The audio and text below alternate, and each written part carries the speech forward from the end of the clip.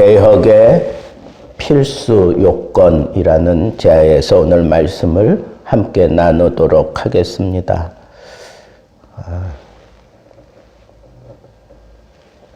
이 므낫세와는 달리 요시아가 왕이 되고 난 다음에 제일 먼저 한 게 종교 개혁이었습니다. 어린 나이에 8세의 왕이 됐지만 그는 얼마 지나지 않아서 종교 개혁을 단행하고, 그리고 오늘 본문 말씀은 실상은 제2차 종교 개혁을 일으키는 그런 모습이라고 볼 수가 있습니다.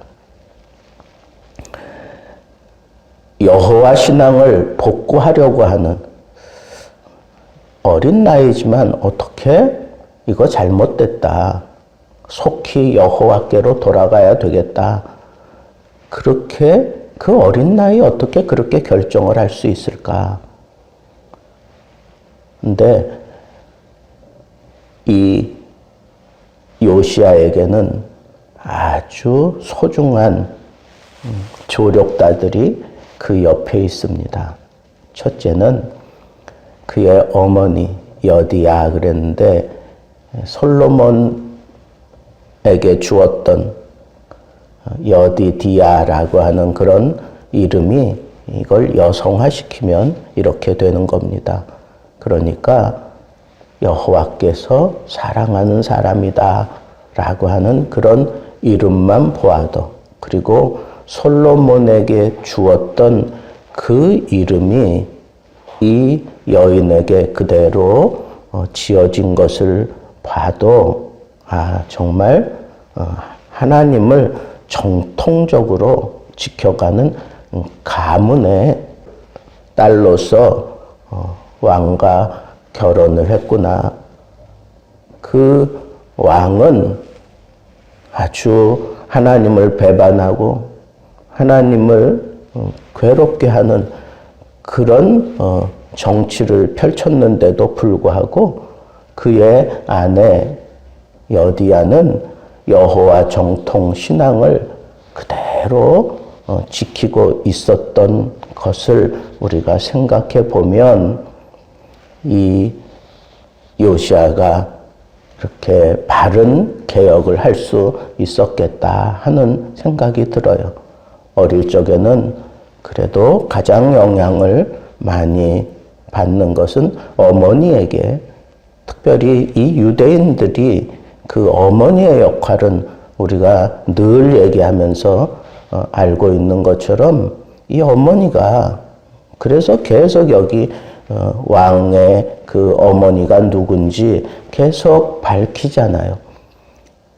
또 그 곁에는 이 사반과 또 hil기야가 있어요. 서기관과 제사장이 아주 경건한 그런 사람들이에요.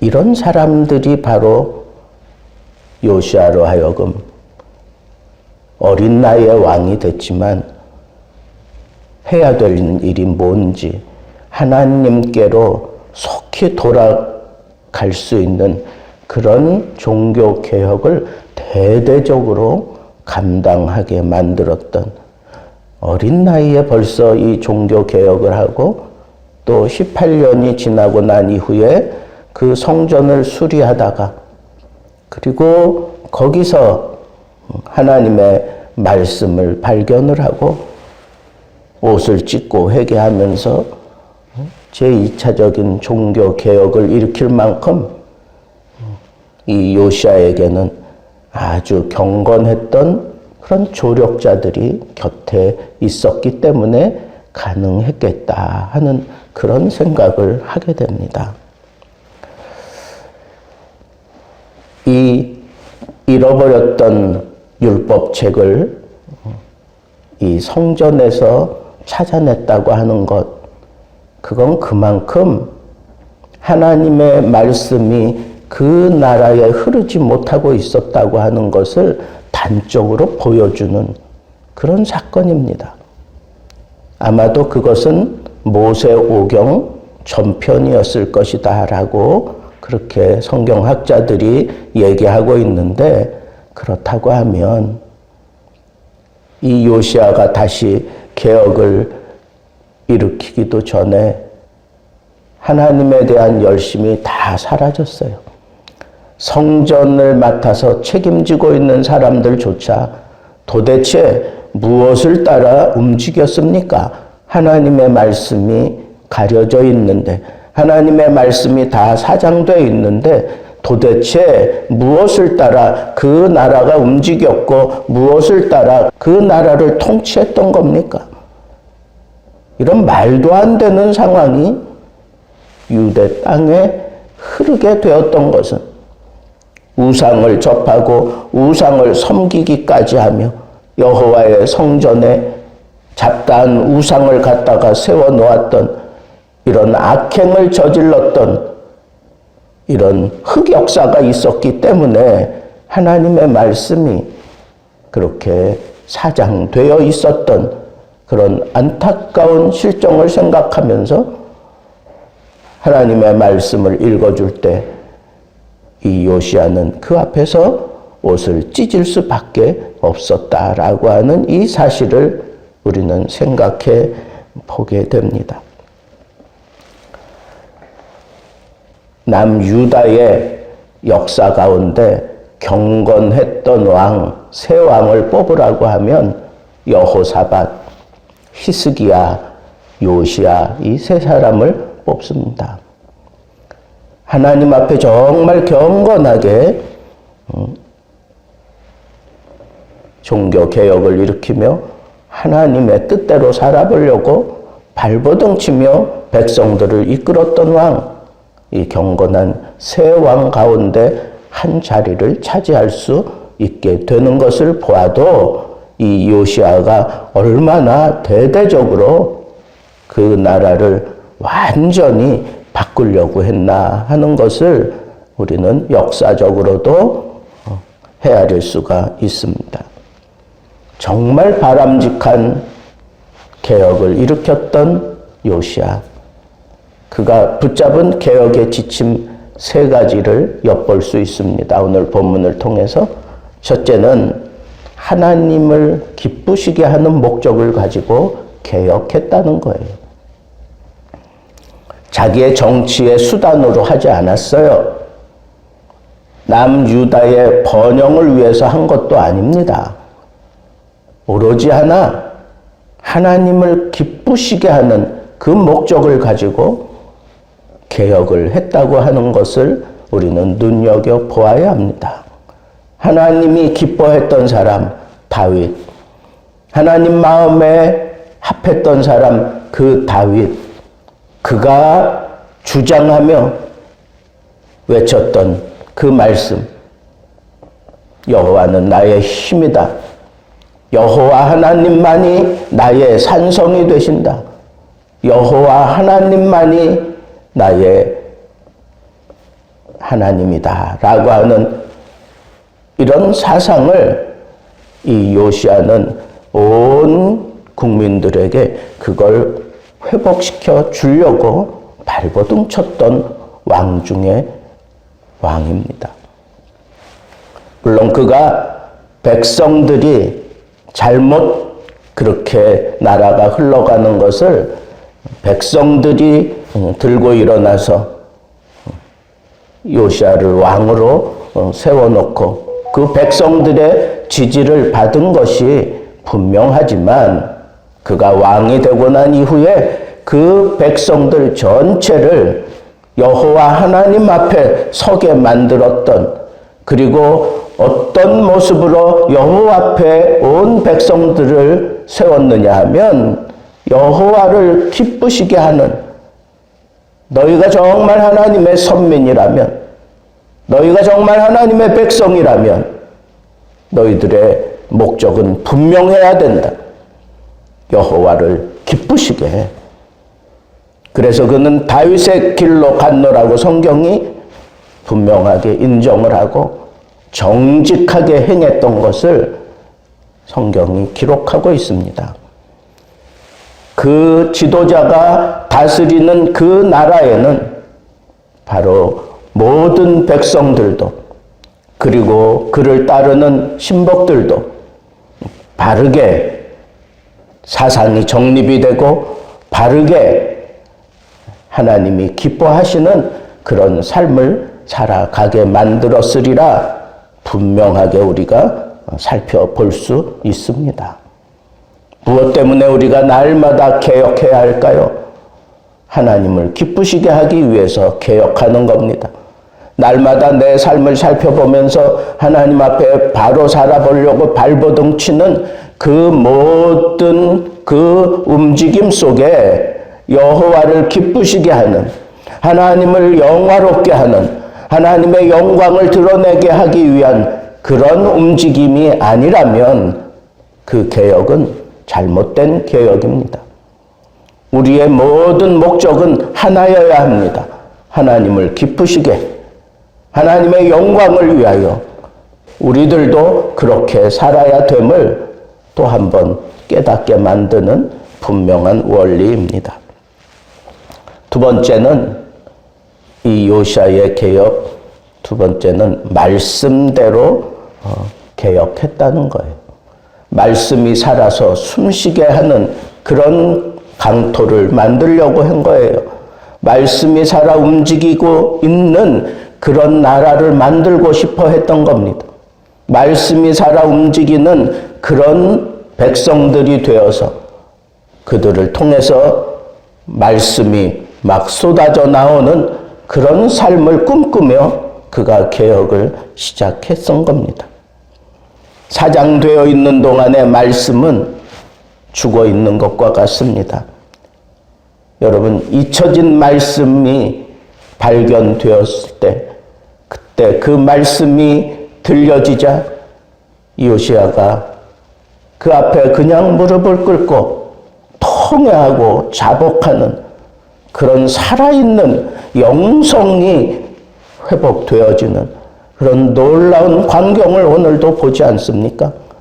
여러분, 우리의 이 영성이 살아있는 것은 말씀이 살아있는 것과 정비례하는 겁니다.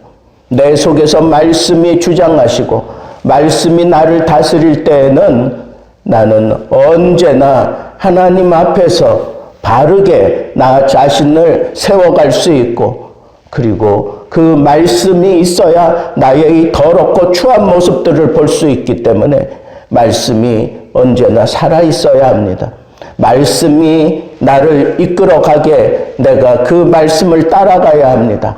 말씀이 서라 하면 서고, 말씀이 가라 하면 가고, 말씀이 엎드리라 하면 그냥 넙죽 엎드리는 그런 모습으로 살아가는 그런 사람들이 영적으로 살아있는 사람들입니다. 말씀이 내 안에서 나의 호흡을 주장하는 거예요. 내 영적인 호흡은 말씀을 통해서 분명하게 터지고 일어나는 것임을 우리는 놓치지 말아야 합니다.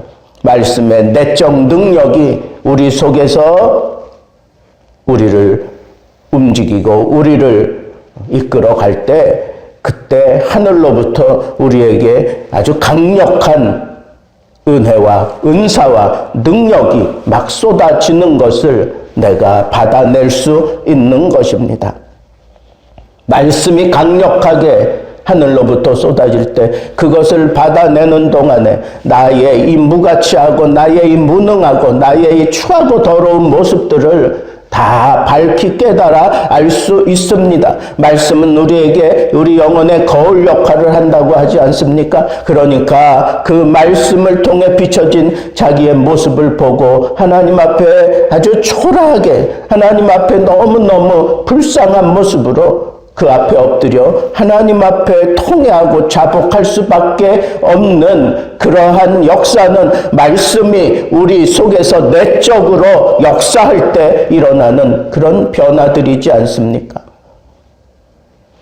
요시야의 개혁의 위대함은 바로 이 말씀을 따라 말씀이 살아 숨쉬는 그런 나라로 만들려고 했던 그런 놀라운 위대함이 있다고 하는 것을 우리가 생각해 보게 됩니다. 마지막 세 번째는 함께 했다는 거예요. 나 혼자만 잘하면 됐지. 다른 사람 어찌하든지 나 혼자만이라도 하나님 앞에 바로 살아보자. 이게 아니라 함께 했다는 거예요. 제사장과 함께 했어요. 서기관과 함께 했습니다. 모든 백성들과 함께 했습니다. 여러분, 진정한 개혁은 나 혼자 변해서 되는 것 아닙니다. 함께 변화되어야 합니다. 함께 변화되기 위해서는 내 노력이나 내 지혜나 내 어떤 수단이 필요한 게 아닙니다.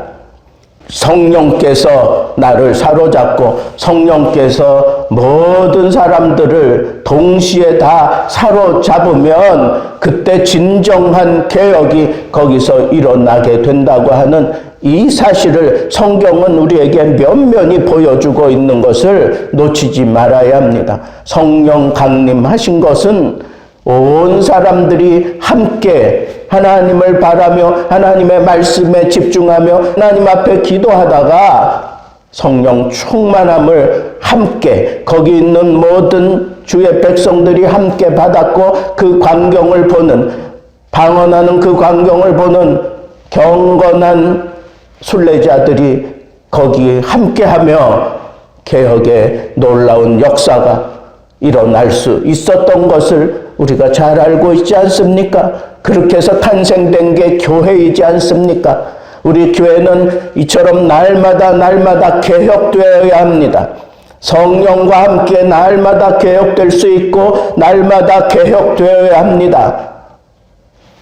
내 가족과 함께, 내 교회와 함께, 내 주변 사람들과 함께, 이 나라 백성들과 함께 언제나 하나님 앞에 함께 개혁해 가야 된다라고 하는 이 사실을 생각할 때마다 내 힘으로는 안 됩니다. 내 의지로는 안 됩니다. 그러나 여호와의 능으로 말미암아 감당할 수 있다고 하는 이 분명한 말씀을 붙들고 힘으로 능으로 안 되지만 여호와의 영으로 말미암아 감당할 수 있다고 하는 이 신앙을 가지고 우리가 개혁을 함께 펼쳐갈 수 있는 그런 사람이 되어야 하겠습니다.